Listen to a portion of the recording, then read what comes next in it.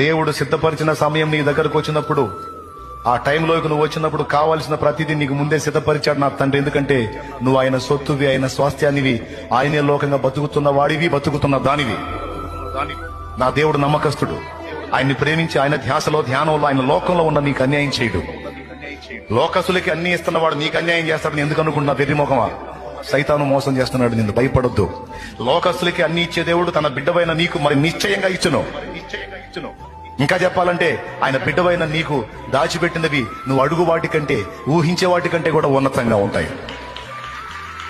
అలాంటి శ్రేష్టమైన దాచిపెట్టుంచాడు నీకు.